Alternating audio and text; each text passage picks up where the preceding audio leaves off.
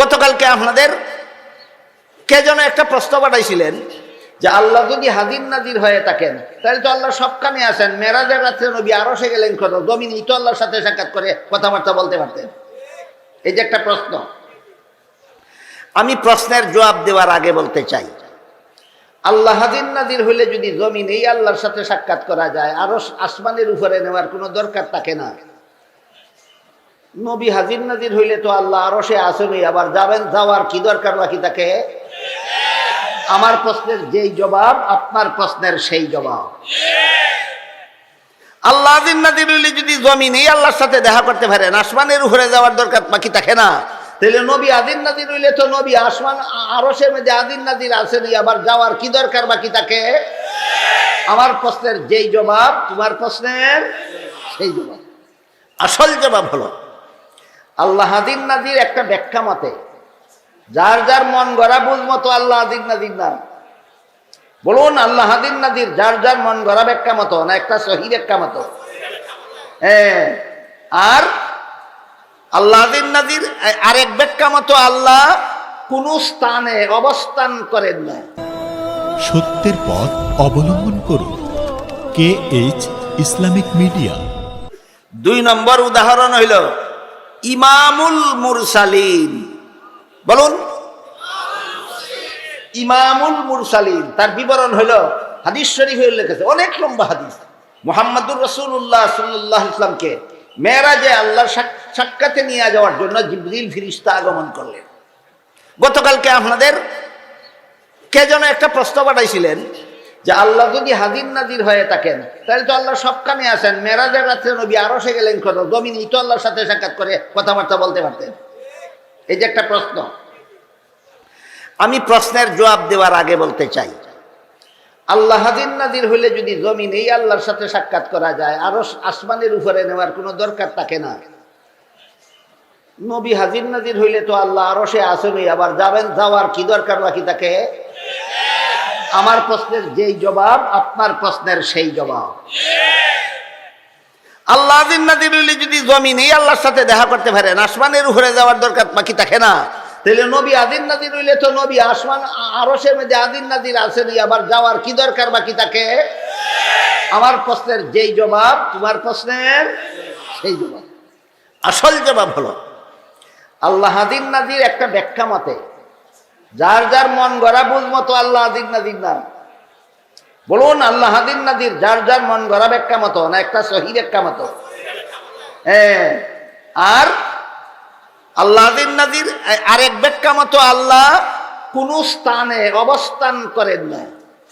যে ব্যাখ্যা মতো আল্লাহ হাজির নাজির সেটা হলো গুণগতভাবে আল্লাহ হাজির নাজির। কি গতভাবে? গুণগতভাবে। আল্লাহর জ্ঞান, আল্লাহর ক্ষমতা, আল্লাহর প্রভাব সমস্ত জগৎ জুড়ে বিরাজমান। এইগুলি আল্লাহর গুণ। আল্লাহর জ্ঞান এটা আল্লাহর গুণ, আল্লাহর ক্ষমতা এটা আল্লাহর গুণ, আল্লাহর প্রভাব এটা আল্লাহর গুণ। এই গুণগতভাবে আল্লাহ সমস্ত জগৎ জুড়ে বিরাজমান। এই ব্যাখ্যা মতো আল্লাহ হাজির নাজির। এই ব্যাখ্যা মতো আল্লাহ হাজির নাজির। কিন্তু সত্তাগতভাবে আল্লাহর অস্তিত্ব কোন স্থানে অতীতেও ছিল না, বর্তমানেও নাই, ভবিষ্যতেও থাকবে না। এই কথাটা বোঝার জন্য এটা কিন্তু আহলে সুন্নাত ওয়াল জামাতের আকীদা। আমরা কিন্তু তালে তালে আহলে সুন্নাত হতে চাই না। বুঝে শুনে আহলে সুন্নাত হতে গেলে বুঝতে হবে যে আল্লাহ পাক রব্বুল আলামিন গোটা জগৎটা সৃষ্টি করার আগে আল্লাহর অস্তিত্ব ছিল না, ছিল। স্থান বলতে কোনো কিছু যখন ছিল না তখনও আল্লাহর অস্তিত্ব ছিল। তাইলে প্রমাণ হয়ে গেল আল্লাহর অস্তিত্ব বিদ্যমান থাকার জন্য স্থানের দরকার হয় না। যেমন ভাবে স্থান সৃষ্টি করার আগেও স্থান ছাড়াই আল্লাহর অস্তিত্ব ছিল, ঠিক তেমনি ভাবে জগতের সমস্ত স্থান সৃষ্টি করার পরেও স্থান ছাড়াই আল্লাহর অস্তিত্ব বিদ্যমান। সুতরাং আল্লাহর অস্তিত্ব যেভাবে জমিনে নাই তেমনি ভাবে আসমানে নাই, আল্লাহর অস্তিত্ব যেমন ভাবে পাতালে নাই তেমনি ভাবে আরশে নাই। সমস্ত জগৎ জুড়ে বিরাজমান আছেন আল্লাহ, সত্তাগত ভাবে নয়, গুণগত ভাবে। আর এই যে কইলাম আল্লাহর ক্ষমতা, আল্লাহর জ্ঞান, আল্লাহর প্রভাব, যে যেই স্থানের সাথে বেশি ঘনিষ্ঠ সম্পর্কিত হয় আল্লাহর গোটা সৃষ্ট জগতের মধ্যে। ধরুন আল্লাহর ভালোবাসা, এটা তো আল্লাহর একটা গুণ। আল্লাহ যে বান্দারে ভালোবাসেন সমানভাবে সবাইকে, না কাউকে হালকা ভাবে, কাউকে মাঝারি ভাবে, কাউকে গভীর ভাবে? কি বলেন? আল্লাহ যে বান্দাকে ভালোবাসেন, না ভালোবাসেন না? আল্লাহ বান্দাকে ভালোবাসেন, সবার সাথে সমান না ব্যবধান আছে? হ্যাঁ, ব্যবধান আছে। কাউকে কাউকে নিম্ন স্তরের ভালোবাসা আল্লাহ ভালোবাসেন, কাউকে মধ্যম স্তরের ভালোবাসা আল্লাহ ভালোবাসেন, কাউকে উন্নত মানে ঘনিষ্ঠ ভাবে আল্লাহ ভালোবাসেন। যেমন ভাবে আল্লাহর ভালোবাসার গুণ পাত্রভেদে ব্যবধান হয়, ঠিক তেমনি ভাবে গুণগত ভাবে যে আল্লাহ সমস্ত জগৎ জুড়ে থাকেন ও এই এলাকার ভিত্তিতে আল্লাহর এই হাজির নাজির হওয়াটার গুণের মধ্যে ব্যবধান হয়। জমিনের সাথে আল্লাহর দয়া মায়ার সম্পর্ক, মেহেরবানির সম্পর্ক যে পরিমাণ, আসমানের সাথে তার চেয়ে অনেক বেশি। আর আসমানের সাথে আল্লাহর সম্পর্ক যে পরিমাণ, তার চেয়ে বহুগুণ বেশি ঘনিষ্ঠ সম্পর্ক আল্লাহর আরশের সাথে। এবার বলুন, আল্লাহর গোটা সৃষ্ট জগতের মধ্যে কোন এলাকার সাথে আল্লাহর সবচেয়ে বেশি ঘনিষ্ঠ সম্পর্ক? আরশের সাথে।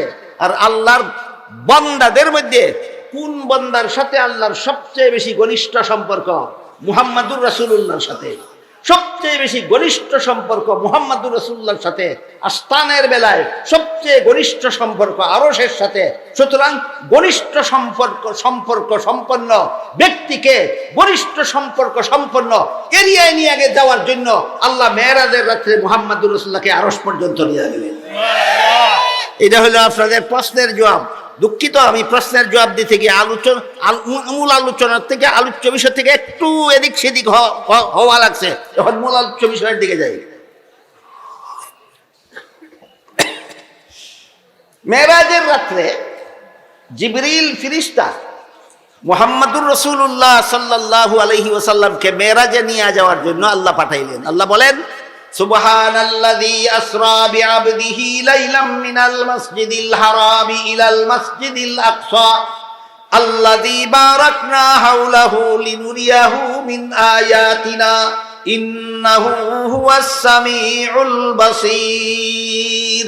আল্লাহ বলেন, পবিত্র সেই আল্লাহ যিনি তার বান্দা মুহাম্মাদুর রাসূলুল্লাহ সাল্লাল্লাহু আলাইহি ওয়াসাল্লামকে রাত্রিকালীন ভ্রমণে নিয়ে গেলেন। বলুন, মুহাম্মাদুর রাসূলুল্লাহর রাত্রিকালীন ভ্রমণ কোন ঘটনাকে বোঝায়? মেরাজের ঘটনা। আল্লাহ নবীকে মেরাজে নিয়ে গেলেন। দুই ধাপে এই ভ্রমণটা হয়েছিল।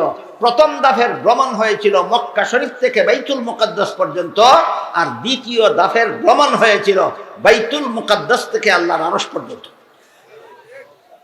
প্রথম ধাপের বিবরণ দিয়ে আল্লাহ বলেন, আমি আমার নবী মুহাম্মদ সাল্লাল্লাহু আলাইহি ওয়াসাল্লামকে মক্কা শরীফ থেকে বাইতুল মুকাদ্দাসে নিয়ে গেলাম, সাথে জিবরাইল বাহন বুরাক। নবী মেরাজে গেলেন বাইতুল মুকাদ্দাস, বাইতুল হারাম থেকে বাইতুল মুকাদ্দাস পর্যন্ত। সফর সাথী জিবরিল, বাহন বুরাক। জিবরিল বাইতুল মুকাদ্দাসে গিয়ে বললেন, এখানে নামুন, আল্লাহর হুকুম, এখানে আপনি নামবেন, এখান থেকে দ্বিতীয় সফর শুরু হবে। ওইখানে আল্লাহ সমস্ত নবী রাসূলগণকে যেমন ভাবে আমাদের নবীকে মক্কা শরীফ থেকে বাইতুল মুকাদ্দাস নিয়ে গেলেন, ঠিক তেমনি ভাবে আল্লাহ সমস্ত নবী রাসূলগণকে আলমে বরজখ থেকেও ওই বাইতুল মুকাদ্দাসে নিয়ে গেলেন নবীর মেরাজের রাতের ঘটনার সময়। একজন নবীও বাদ ছিলেন না, সমস্ত নবীকে সেখানে উপস্থিত করে দিয়েছিলেন। এবং আল্লাহ হুকুম দিলেন, সমস্ত নবীগণ কাতারবন্দি হয়ে দাঁড়ান, জমাতের সাথে 2 রাকাত নামাজ পড়ুন। আল্লাহর হুকুমে জিবরিল ফেরেশতা নবীগণকে বলে দিলেন। নবীগণ কাতারবন্দি হয়ে দাঁড়ালেন, কিন্তু ইমামতি কে করবে? একজন আরেকজনের মুখে তাকাচ্ছিলেন, কে হবে আজকের পয়গম্বরী নামাজের জমাতের ইমাম। এমত অবস্থায় জিবরিল ফেরেশতা আমাদের নবীর হাত মোবারক ধরে সামনে বাড়িয়ে দিয়ে বললেন, আজকে এই পয়গম্বরী নামাজের জমাতের ব্যবস্থা আল্লাহ করেছেন শুধুমাত্র একটা উদ্দেশ্যে, সেটা হলো আপনাকে বানাবেন সমস্ত নবী রাসূলগণের ইমাম, আর সমস্ত নবী রাসূলগণকে আল্লাহ বানাবেন আপনার মুক্তাদি। এটার এই কয় 2 নম্বর শানে রাসূল হইল ইমামুল মুরসালিন। এটার এই কি কয়? 2 নম্বর শানে রাসূল হল সমস্ত নবী রাসূলগণের ইমাম হওয়া। এটা আল্লাহর কাজ। আল্লাহ কোন নামাজে ইমামতি করে? তাহলে ইমাম হওয়া নামাজের জমাতের ইমাম হওয়া আল্লাহর কাজ নয়। শুধু রসুলকে ইমামুল মুরসালিন বললে আল্লাহর সমান করা হয় না। আর ইমামুল মুরসালিন আর কোন নবী রসুলকে আল্লাহ বানাইছেন না, একমাত্র আমাদের নবীকে ইমামুল মুরসালিন বানাইছেন। ঘটনার বিবরণ হাদিসে আছে। বলুন 3 শর্ত ভাবা গেছে নিশানে রসুল? মন গড়া যুক্তি দিয়া বলা হইল না হাদিসের রেফারেন্স দিয়া? আল্লাহর সমান বানানো হইছে না আল্লাহর নিচে রাখা হইছে? অন্য কারো সমান বানানো হয়েছে রইছে না সকল নবীগণের ঊর্ধ্বে রাখা হয়েছে? বলুন আমাদের নবীর একটা শান যে ইমামুল মুরসালিন হওয়া, 3 শর্ত মতো হইল কিনা? এই 3 শর্ত জীবনে কোনোদিন ভুলে যাবেন না। শানে রসুল শুদ্ধ হওয়ার জন্য 3টা শর্ত আছে। 1 নম্বর শর্ত, মন গড়া যুক্তি দিলে হবে না, কোরআন হাদিসের বিবরণ লাগবে। 2 নম্বর শর্ত, আল্লাহর সমকক্ষ সাব্যস্ত করা যাবে না, আল্লাহর নিচে রাখতে হবে। 3 নম্বর শর্ত, কোন মাখলুকের সমকক্ষ সাব্যস্ত করা যাবে না, সৃষ্টির শ্রেষ্ঠ সাব্যস্ত হতে হবে। এবার বলুন মেরাজের রাত্রে আল্লাহ আমাদের নবীকে আরেকটা মর্যাদা সূচক উপাধি প্রদান করলেন। কি সেই উপাধি? ইমামুল মুরসালিন। যা আমাদের নবীর শান, যে ইমামুল মুরসালিন হওয়া শানে আম্বিয়া হইল না শানে রসুল হইল? শর্ত ছাড়া হইল না 3 শর্ত সাপেক্ষে হইল? 3 শর্ত সাপেক্ষে হইল ইমামুল মুরসালিন। এবার 3 নম্বর উদাহরণ বলবো নাকি? এবার 3 নম্বর উদাহরণ আল্লাহ পাক রব্বুল আলামিন পবিত্র কোরআনের সবচেয়ে ছোট্ট সূরার শুরুতে বলেন, ইন্না আ'তাইনাকাল কাউসার। এর অর্থ হলো নিশ্চয়ই আমি আপনাকে অগণিত নিয়ামত দান করেছি, অসংখ্য নিয়ামত দান করেছি। এই কাউসার শব্দের শাব্দিক অর্থ হইল বেশি। কাউসার শব্দের শাব্দিক অর্থ বেশি। এই বেশি বোঝাবার জন্য আরবিতে 2টা শব্দ ব্যবহৃত হয়। একটা হইল কাসির, কাসিরের অর্থ বেশি, আর একটা হইল কাউসার, কাউসারের অর্থ বেশি। কিন্তু কাসির এমন বেশিকে বলা হয় যে বেশি গণে শেষ করা যায়। বলুন কাসির কেমন বেশিকে বলা হয়? যে বেশি গণে শেষ করা যায়। কাউসার এমন বেশিকে বলা হয় যেই বেশি গণতে গণতে জীবন শেষ হয়ে যায় কিন্তু কোনোদিন গণা শেষ হয় না। এবার বলেন সূরা কাউসারের শুরুতে আল্লাহ আমাদের নবীকে কি বলেছেন? ইন্না আ'তাইনাকাল কাসির না কাউসার? তাহলে আয়াতের অর্থ কি দাঁড়াবে? হে মুহাম্মদুর রাসূলুল্লাহ সাল্লাল্লাহু আলাইহি ওয়াসাল্লাম, আপনাকে আমি এমন এমন বেশি দেওয়া দিছি যেই বেশি কেউ গণে শেষ করতে পারবে না কখনো। এই বেশি জিনিসটা কি? এই বেশি জিনিসটা কি? এইটার এই প্রশ্নের জবাবে মুফাসসিরিনে কেরাম অনেক অনেক কিছু লিখেছেন। কেউ লিখেছেন 5টা নিয়ামত, কেউ লিখেছেন 18টা নিয়ামত, কেউ লিখেছেন 36টা নিয়ামত। এই এক একটা নিয়ামত আল্লাহ শুধু আমাদের নবীকে দান করেছেন, আর কাউকে নয়। কাজেই কাউসার শব্দের বহু তাফসীর, প্রত্যেকটা তাফসীর আমাদের নবীর এক একটা শান। কাউসার শব্দের অনেকগুলি তাফসীর আছে, প্রত্যেকটা তাফসীর শানে আম্বিয়া নয়। কাউসার শব্দের প্রত্যেকটা তাফসীর শানে রাসূল। কাউসার শব্দের প্রত্যেকটা তাফসীর শানে রাসূল। এর মধ্যে আপাতত একটা তাফসীর শোনাই। কাউসার শব্দের একটা তাফসীর হলো, আপনাকে আমি অসংখ্য অগণিত গণে শেষ করার মতো নয় এমন পরিমাণ রুহানি সন্তান উম্মত দান করেছি। আপনাকে এমন উম্মত দিছি যে উম্মতের সংখ্যা কেউ গণে শেষ করতে পারবে না। আর এই সমস্ত উম্মত আপনার রুহানি সন্তান।